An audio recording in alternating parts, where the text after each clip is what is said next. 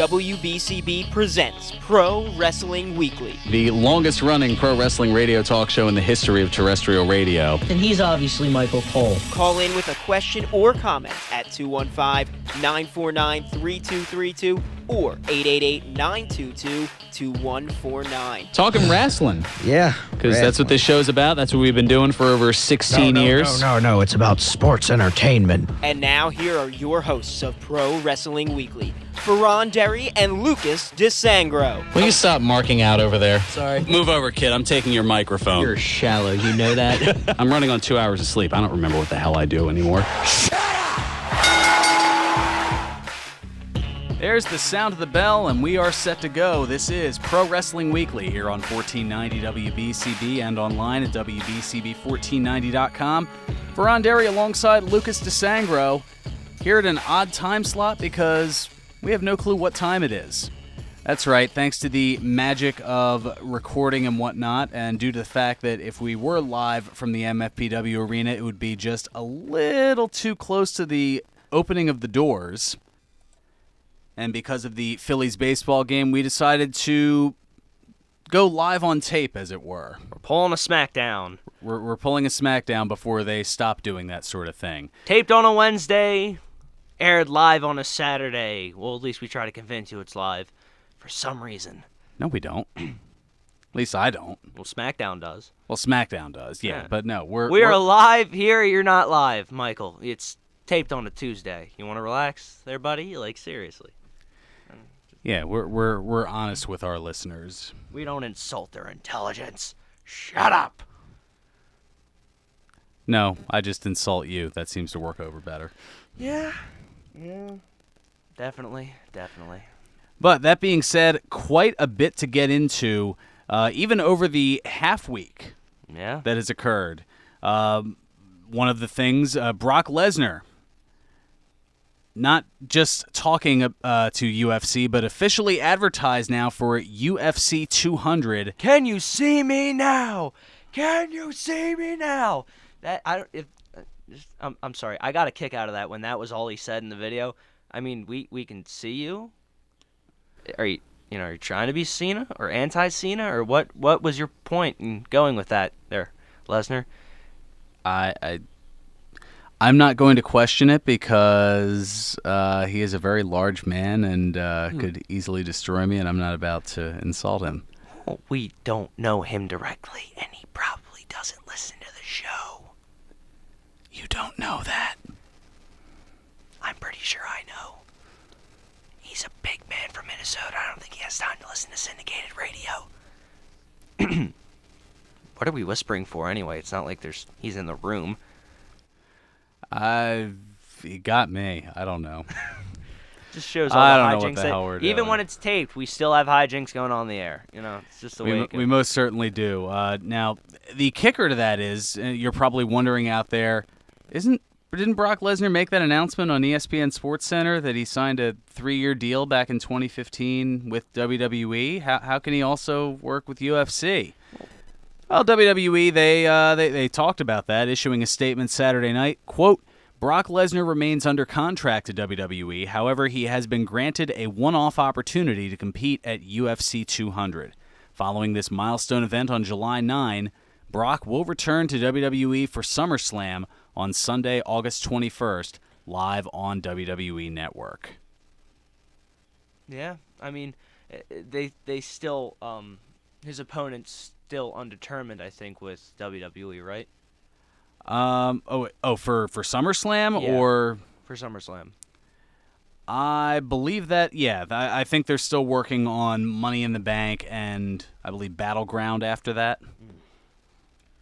And then we'll, get into SummerSlam and who Lesnar will be taking on. Although with that whole "Can you see me now?" maybe, perhaps that's a little foreshadowing for Cena? Question mark? In the Octagon?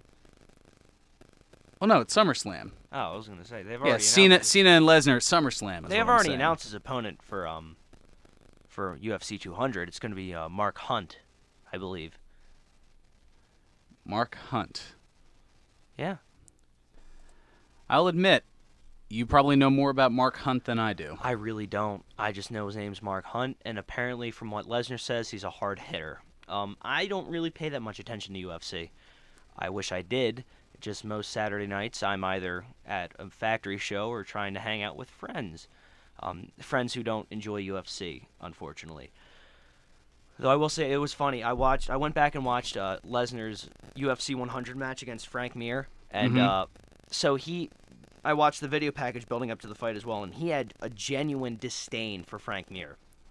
Huh. And he said, like, so the ref goes, you know what we talked about in the back, go to touch gloves, and Frank Mir puts his gloves up, and Lesnar just turns around and walks back to his corner. And I'm watching this in video production class after we're done editing, and we have a little bit of free time, and I just burst out laughing. Obviously, it's not a respectable move, but I just thought it was so funny. He just as soon as he touches gloves, he says, touch gloves, and Lesnar just turns around and walks to the corner because he really doesn't like him. I thought it was funny. Nice way to draw some more heat. Oh, yeah, he flipped off the crowd after he won, too. Because, he was telling them they were number one. I know. Quite a salute he gave him, even if it was a stone-cold one. What was it, both hands? Yeah, it was. Just okay. Well, he was telling each side of the arena he was number one. Yeah, I'm not saving this, am I? No, you are. Oh, I am? Okay. No, you're doing well. You're doing very well. He was definitely, I'm number one. I'm number one. This isn't illegal because we're on pay-per-view, and there's no censorship there. I don't think, at least. It's UFC, it's actual fighting. Things get, to quote the Daniel Day-Lewis film, there will be blood. Which Daniel Day-Lewis film was that? There Will Be Blood. Oh. I don't know movies. What do you want from me? I don't know movies. Her throat's a shoe, honestly. That sounded more like Dr. Evil with peanut butter in his mouth, actually. Oh. It was like... Are you dropping things now? All right. Dropping the mic. I just, spat some rhymes and stuff. Dropping, I'm trying to pull like an Eminem in 8 Mile, except he's a lot more talented than I am. Yeah. Yeah. Your words, not mine. I think I have a theory, though. Back to the Lesnar situation, before I so eloquently, dropped the mic. Good to see there was a mic check, reference to Mr. Anderson there. And I think I know why WWE's sort of getting behind him on this. First of all, Lesnar is a bona fide draw. And this could make WWE and UFC a lot of money for multiple reasons. Let's think of an MMA fighter that's not CM Punk. Get over yourselves. I have. Who once... Well, you've gotten over CM Punk. I don't know if you've gotten over yourself. Okay, fine. Fine. Get over it, fans. Punk's not coming back unless it's on his own terms, which he probably won't come back, and that's fine by me. Do whatever makes you happy, man. Did you punch the table as you said that? No, I don't think so. So, let's think of a UFC fighter who's been affiliated with wrestling for a while. Ronda Rousey. She was seen at ringside at SummerSlam. She got in the ring with The Rock at WrestleMania 31, took down Stephanie McMahon and Triple H. Think of what this could do for WWE. It's almost like, hey, UFC, okay, fine. You get Lesnar, we get Rousey for a one-off. It's good business. It could make them a lot of money. Yeah, it certainly could. I don't see why it wouldn't. I mean, it could be the beginning of a little bit of synergy. I think the only concern that I have is...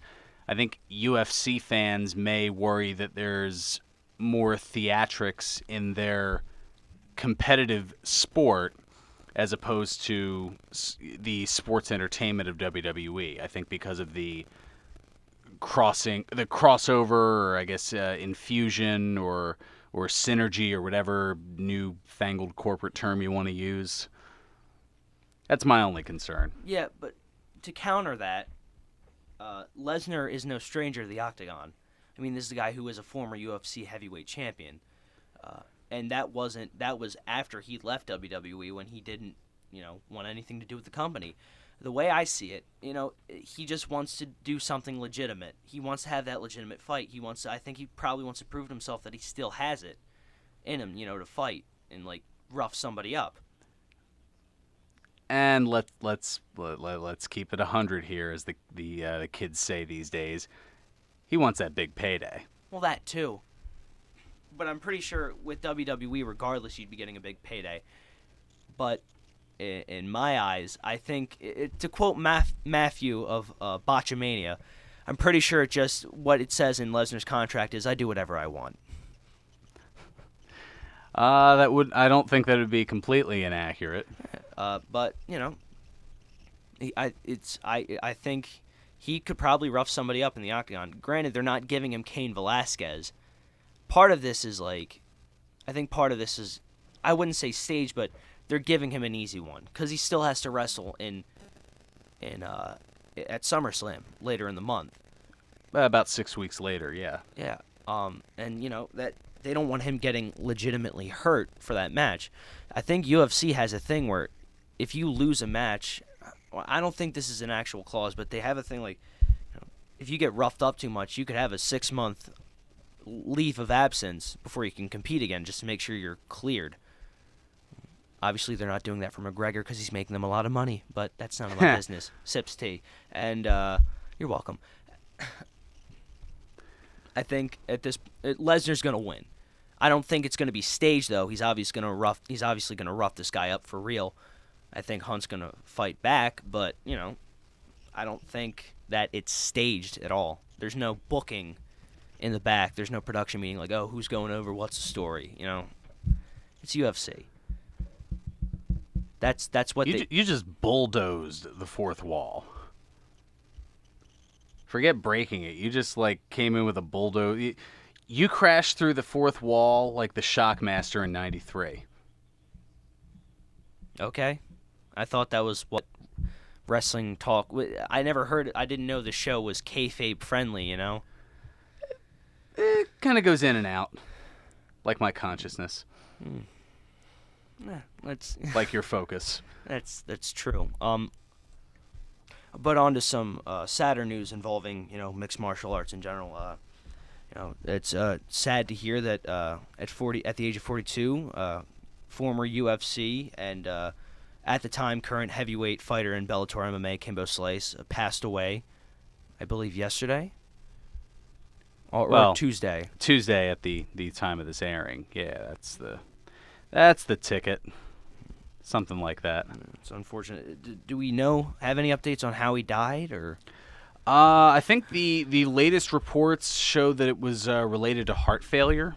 That's what I had figured. The last notable fight that Kimbo Slice had was against the internet fighter Dada 5000, I believe. I'm taking your word for it. You're apparently the UFC correspondent of Pro Wrestling Weekly here. Not really. I just remember a lot of talk about how it wasn't a blowout. It was more of a blow up. If you really, Dada 5000, I believe, was taken to the hospital because of heart problems as well. You see sort of a pattern there, and it's unfortunate. Kimbo Slice getting his claim to fame from fighting people in the street and putting it on YouTube, and then he was signed with UFC for a brief period of time. Didn't fare too well, I believe, and then got signed with Bellator and became a draw for them. But it's regardless of popularity, it's always a shame when a fighter or anyone dies way too young. I was going to say, adding to that, with the rumors going around of the heart issues, Bellator issuing a statement to TMZ, because they always get these fun things. The doctors who cleared Kimbo Slice to fight at Bellator 149 in February found no signs of serious heart problems during pre-fight health exams, according to Bellator.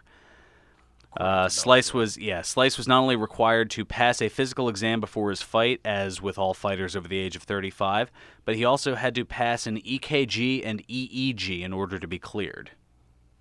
Well, it's important to note that, and I'm not, trying to call out Bellator on this, but you'd think that maybe they'd blur the line a little bit between what's cleared and what's not. Especially this was well before he was advertised. I'm assuming, and. This was back in February. But it was he Slice passing away on Monday. Doctors said his heart was in such bad shape in his final days that he needed a transplant. Really? Yeah, I'll get more into that in a minute. Bellator says Slice would have been pulled immediately if there were any red flags back in February. Quote, if there was any sign that Kimbo was not healthy enough to fight, we would not have allowed him to fight. And they go on to say all of Kimbo's physicals were passed. The medical documents are in possession of the Texas Department of Licensing and Regulation. Now, as far as the potential transplant stuff, Slice was told that he had been suffering from congestive heart failure in the days before his death and desperately needed a heart transplant, according to a hospital report. Is this, public not like, how is this? I feel like there's HIPAA violations left, right, and sideways here, but what do I know? I guess maybe it's okay because it's about a public figure. See, this is the stuff that I don't know. think that's the case either. Really, I think there's a doctor-patient confidentiality agreement. I feel like, at least. I feel like I'm crossing jobs here because I feel like I'm getting my shoot job in with my radio job and kind of combining the two together here. Yeah. But that's a whole other story for another day. I don't Regardless of whether or not, all of this is I mean, it's obviously already ethical. Out there, so we'll leave the ethics to somebody else. Regardless of that, though, I think it's safe to say that our thoughts and prayers go with Slice's family. It's always sad when a fellow member, I guess, of the competitive fighting community is lost. Whether it's sports entertainment or regular shoot fighting, I'd say it's sort of in the same community, and it's very unfortunate to hear that somebody passed away that young. Most certainly is. Wow, we did a whole segment on UFC.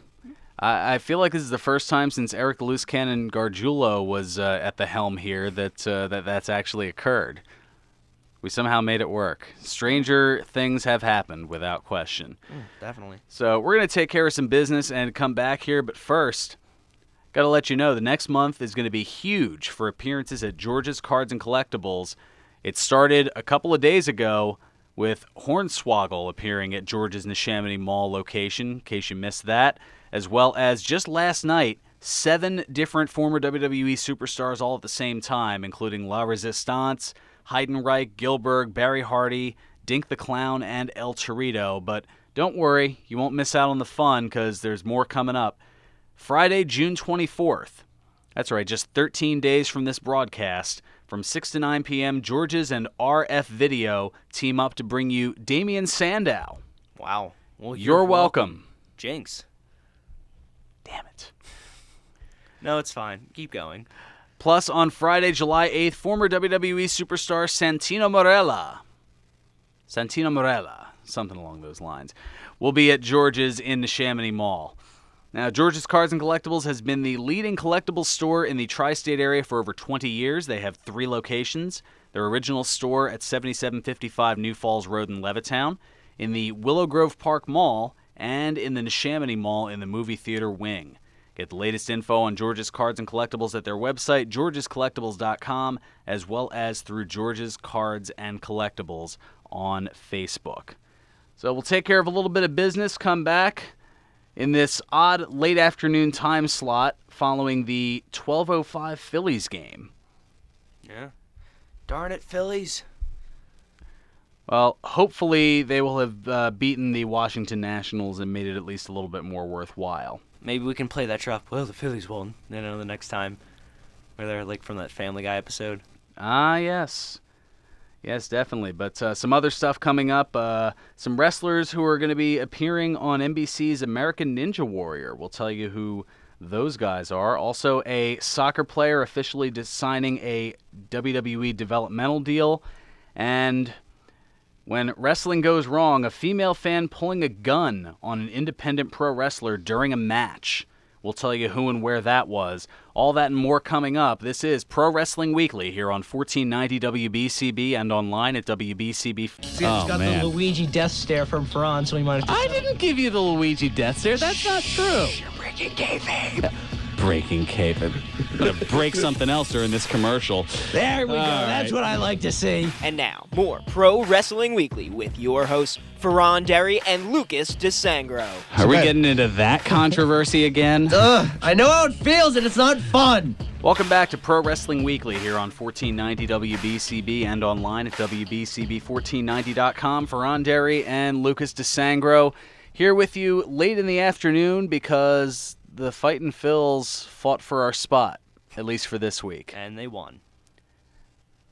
Hopefully in both cases. Oh, hopefully. We won't know because we recorded this ahead of time because right now we are gearing up for the huge event down at the MFPW Arena. Can we just splice in that scene from Spaceballs? Like, everything that happens now is happening now. What happened to then? We passed then. When? Just now. We're at now. Go back to then. When? Now. Now? Now. I can't. Why? We missed it. When? Just now. When will then be now? Soon. Jinx. Oh, darn it. Here, Okay, you got me that payback or something like that. Who? This is quickly becoming like the Who's on First or Jim Neidhart is Who. Third base. Oh, it's about time. So to keep me from getting into more trouble, why don't we get into some more news and notes? okay. How's about it? All right, so coming up on this Monday's edition of NBC's American Ninja Warrior, two folks to whom you and I are fairly familiar with. Oh, really? Yes. One Gregory Iron and Zach Gowen. Handicapped heroes? Yes, Gowen's friend and tag team partner Gregory Iron noting that he would appear on the show with Gowen. Gowen will be a contestant. That's awesome. Yeah, the footage will air as part of the Indianapolis Qualifier Edition on Monday night on NBC at 8 p.m. Eastern, opposite Raw. But yeah, Gregory Iron tweeting this past Monday, quote, "Next Monday on NBC, I'm on Ninja Warrior as my one-legged tag partner Zach Gowen runs the course. Hashtag handicapped heroes." That's really cool. That is, and they're both really cool guys. Oh, yeah, we met them at a Pro Wrestling Syndicate a couple of years ago. Has it been that long already? Yeah, it was 2014, January. No, it was January 2015, I Okay, think. either way, it was about a year and Frozen a half ago. Fallout. Yeah. Yeah, well, I mean, man, what a difference a year and a half makes. I mean, as far as where we've come, at least. Yeah. Darn. Craziness. Also, We've gone from going to shows to helping out at them.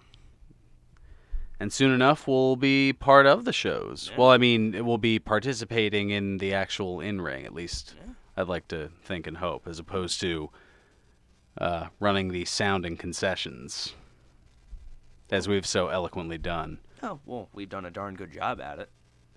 This is true. You've been doing real well there, running Twitch's Treats. Not the official name. That's the semi-official name. Kind of like how the Broken Goblet of is the the semi-official yes, brewery of the Pro Wrestling MFPW Weekly. snack stand. True. We haven't made that official yet. I don't know if it'll ever become... Well, I think it'll be official as long as you're there, or unofficial as long as you're there, and then when somebody else ends up running it, then the idea will die a death or something. I don't know. Probably. To use the Jay Hunter term. OSW shout out.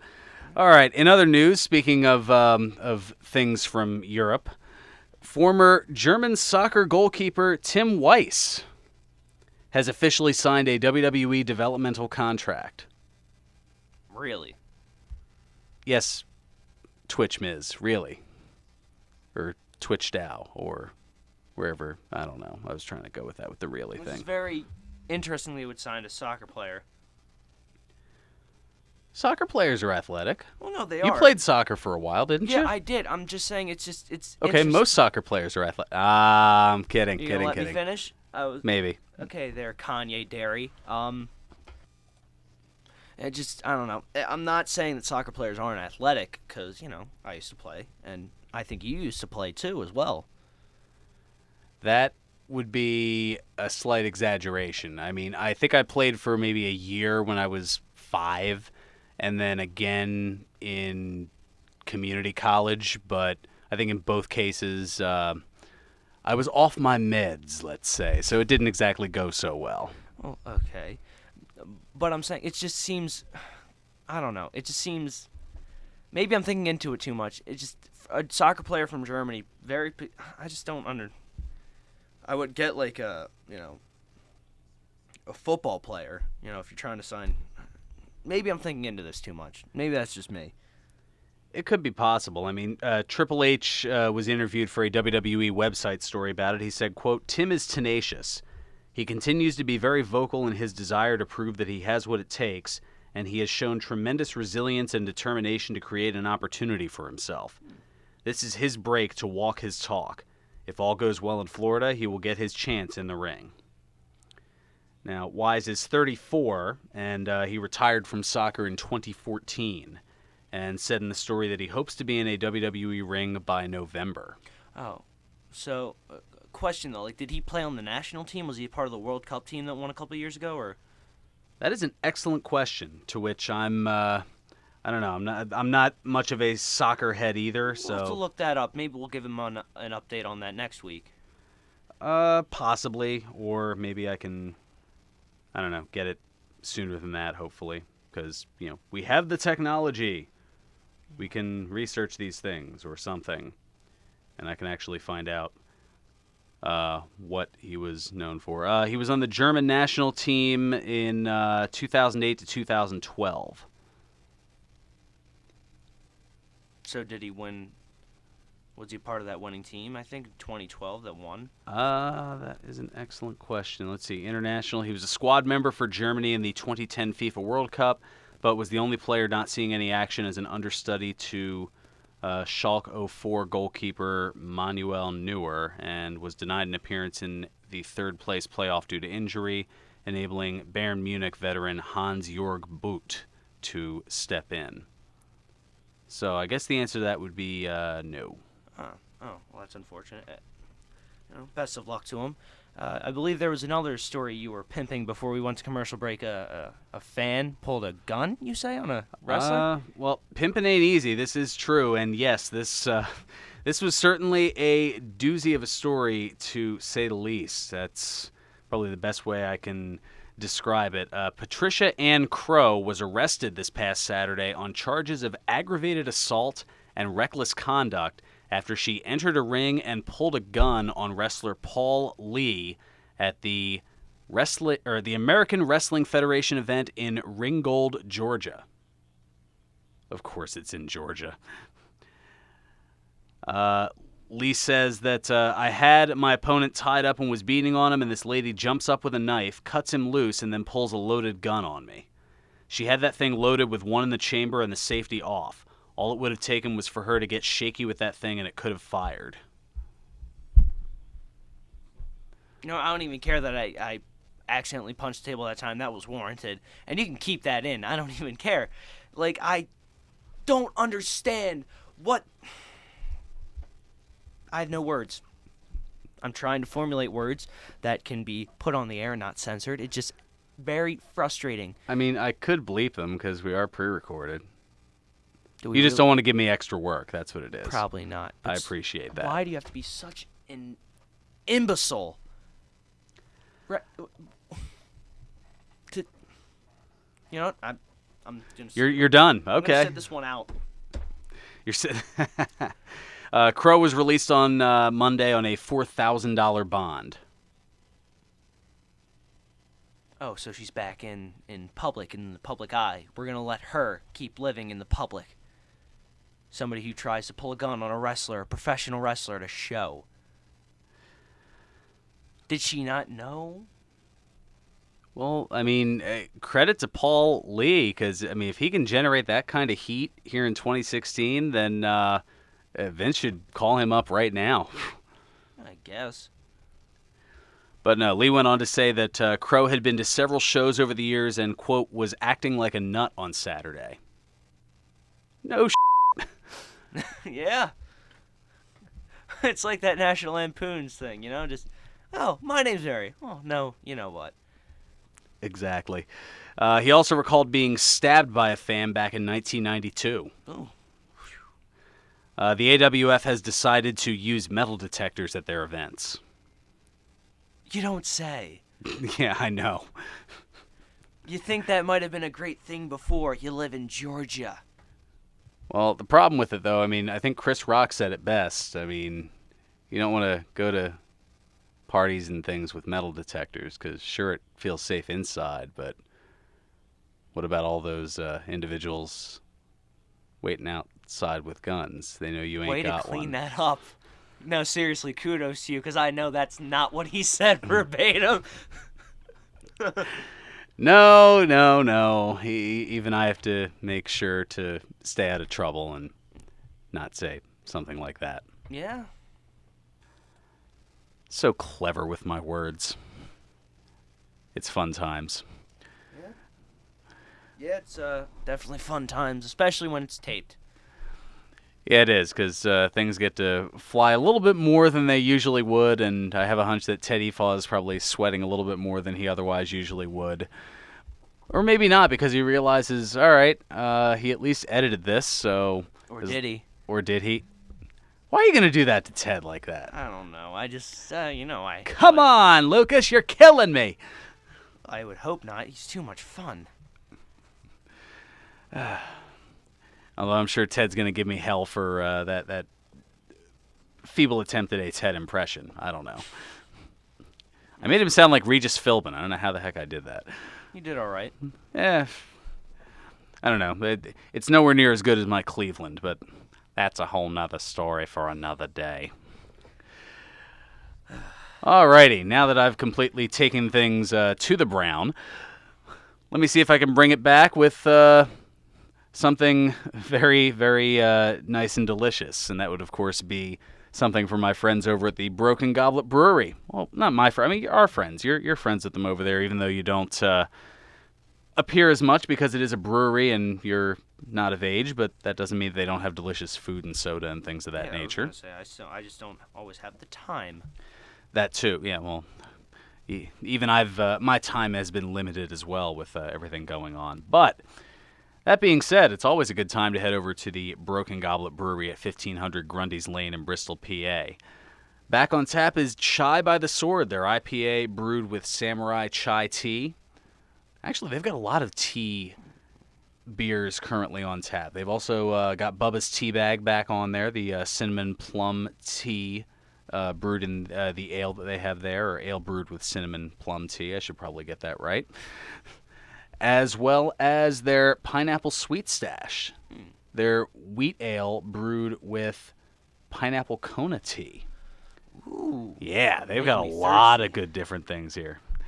Plus, a lot of great things coming up as far as other releases and events and whatnot, including this Friday, June 17th, their next bottle release, Crystal Hef, an 8% Hefeweizen, German for wheat beer. Way stronger than your average Hefeweizen, very potent without question. Most of them usually are about 4, maybe 5% ABV. This is an 8% Hefeweizen. Ooh, nice. So it goes down smooth but packs a bit of a punch. Kind of like my voice when I'm insulting you. Yeah. Yeah, I know that all too well. You sound like you're about to cry about it or something. Oh, no, it's fine. I don't have feelings.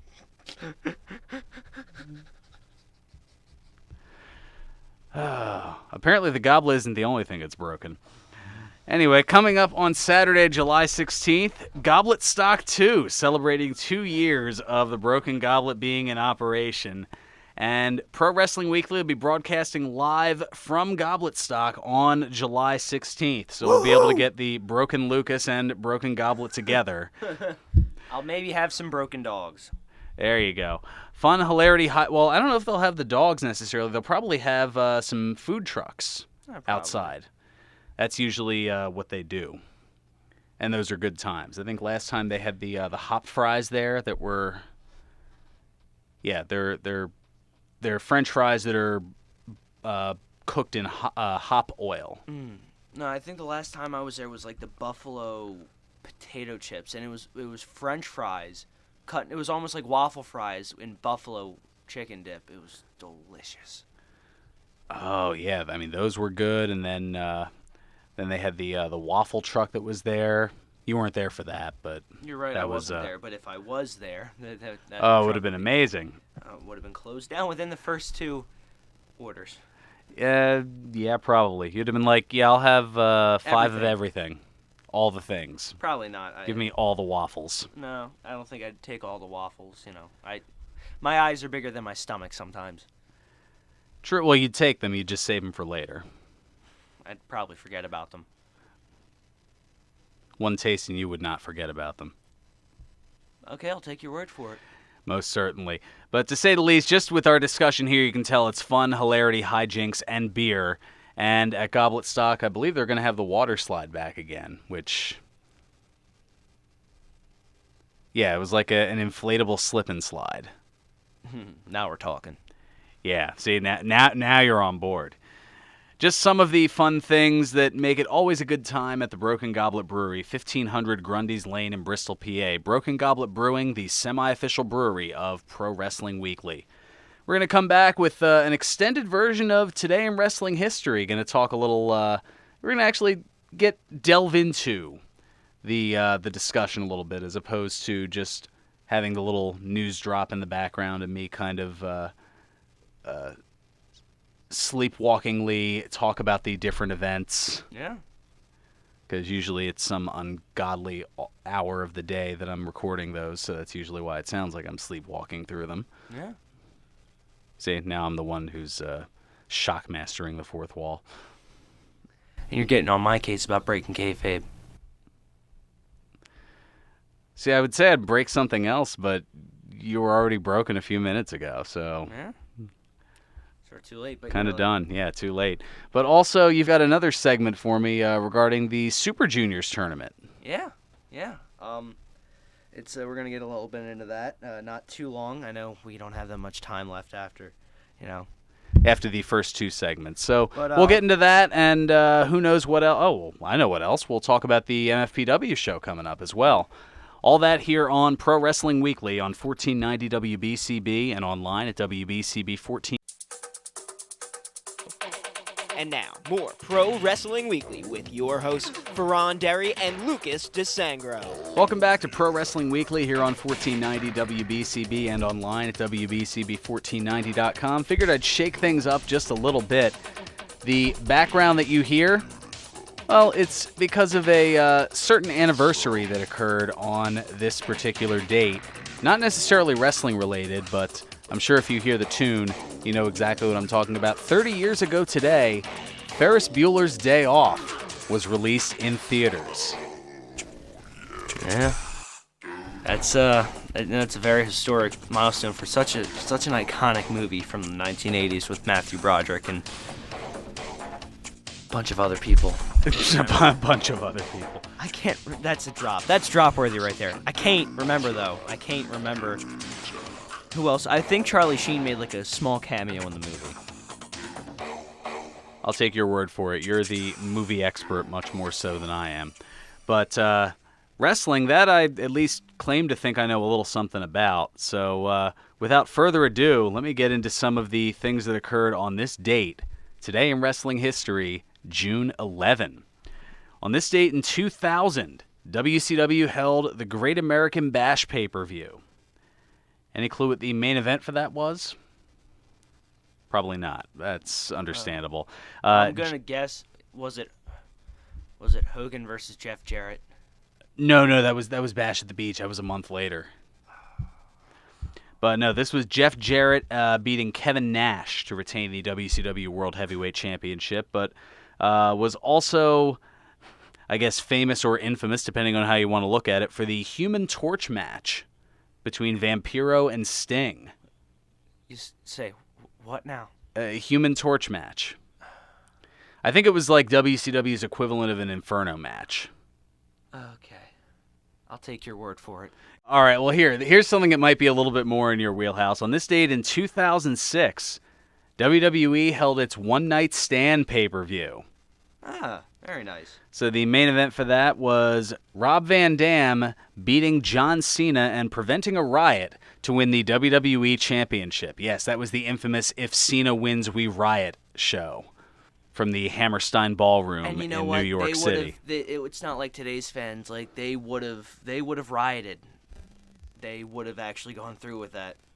And finally, on this date in 2012, WWE Monday Night Raw airing live from the XL Center in Hartford, Connecticut, where the main event of that was, I guess you could kind of call it a mixed tag match.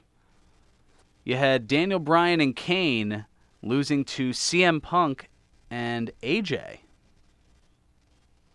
So it was like a quarter mixed tag team match, I guess.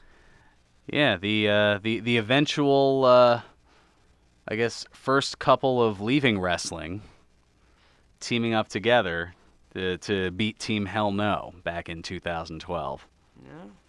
What a difference 4 years makes, huh? Yeah, unfortunately. Alrighty, we've got a few minutes left here. Go ahead and lay this Super Junior stuff on me here. So a lot of people were talking about the Will Ospreay and Ricochet match that happened over the past, I think, last week or 2 weeks ago. Mm-hmm. And a lot of people were talking about the match, but a lot of people also don't know about the tournament that the match was held in. The Best of the Super Juniors tournament, which was founded in 1988, is a round-robin style tournament consisting of 16 wrestlers, which is split up into 2 blocks of 8. And the winners of each block is decided by a point system. A win equals 2 points, a draw equals 1 point, and a loss is obviously no points. The top scorers in each block face off in the semifinals, at which point it becomes under single elimination rule.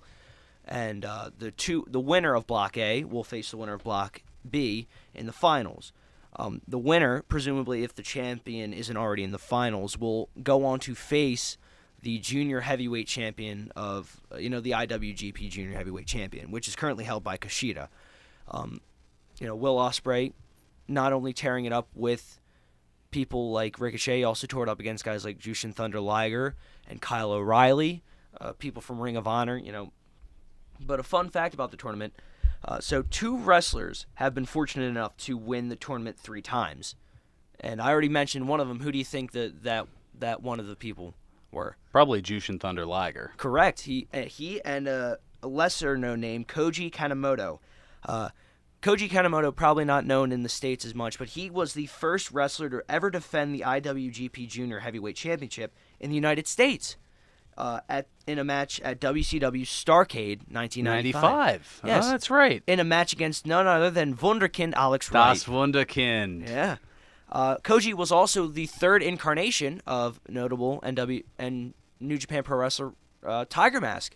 Ah. Yes, he was Tiger Mask 3, which is very, very, very interesting. He also is the creator of the Koji Clutch submission hold, which is used by people like Sami Zayn and CM Punk formerly when he was in WWE. How about that? Yeah. 3 wrestlers from WWE have gone on to win the tournament, though. So I'm gonna. You can guess. Do you want to guess or do you want me to tell you? Who have gone on to win the tournament? Yeah. Besides Liger, because that was like a one-off thing, but 3 people that were signed to WWE. One of them is currently wrestling in NXT. One of them is currently in NXT. He's in the main event of NXT TakeOver. Well, I was going to say, it can't be Joe, so I guess it would be Balor back when he was Prince Devitt. Yes, Balor won the tournament twice, actually, in 2010 and in 2013. Huh. Yeah. Another one you might not get, Chris Benoit. He was then known back then as the Pegasus Kid, and then Wild Pegasus won it twice in 1993 and 1995. And Eddie Guerrero, known back then as Black Tiger in Japan, won it in 1996. You were just dropping knowledge left and right. I wanted to know more about it. I usually don't, get too involved in like Japan's wrestling, but I almost became infatuated with the tournament itself. I'd never seen a tournament like this in wrestling. I liked it though. A lot of other notable wrestlers that have competed in WWE and all around the world were also in the tournament though. Wrestlers such as Owen Hart, he was in the first ever Super Juniors tournament. Oh, in 88? Yeah. Oh, wow. And I believe he was also in 89. Finley, Fit Finley, known back then as David Finley. Fun fact, his son... Funly fact. Yeah. His son, David Finley Jr., competed in this year's Best of the Super Juniors tournament. Huh. Yeah. So So also, Too Cold Scorpio was also a notable participant. That's not surprising. He was always good for those sort of things. Yeah, Ahead of his time, really. Sean X-Pac Waltman, Wow. Lightning Kid. That was his name in Japan. Yeah. That was just before he debuted in WWE back in '93. Yeah, I still remember from May of '93 the L Kid on the back of his trunks with the lightning bolts. Oh, Kid. Lightning bolt. Dean Malenko is another one, Oh, nice. as well as Taka Michinoku, obviously. Brian Pillman. Lot of names to say the least. One more though, Tyson Kidd. I didn't know this, and Daniel Bryan, and then finally Christopher Daniels Huh. under the name a very memorable name for me. His gimmick in Japan was Curry Man. Oh, yeah. I remember Curry, man.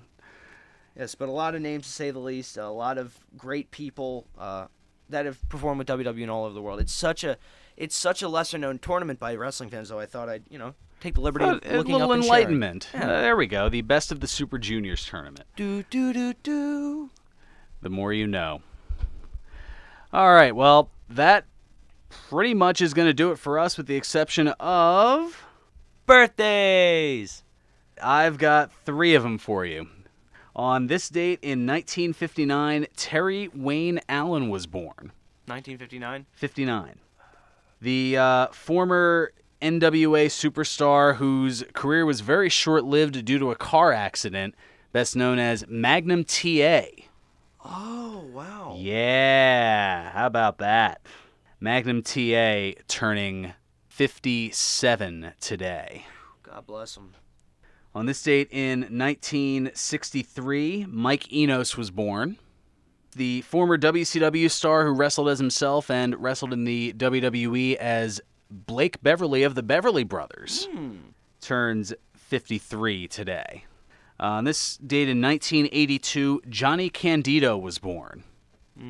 The younger brother of the late star Chris Candido, who wrestled at one TNA pay-per-view, which was right after Chris Candido's death, TNA Unbreakable, back in September of 2005.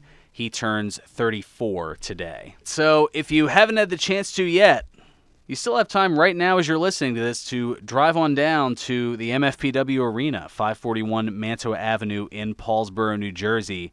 A huge event tonight with a lot of stuff going on. I know I feel like I say that for every show, but it seems like every time they have a chance to outdo themselves, they do, and then some. Going to see a gauntlet match. That's right.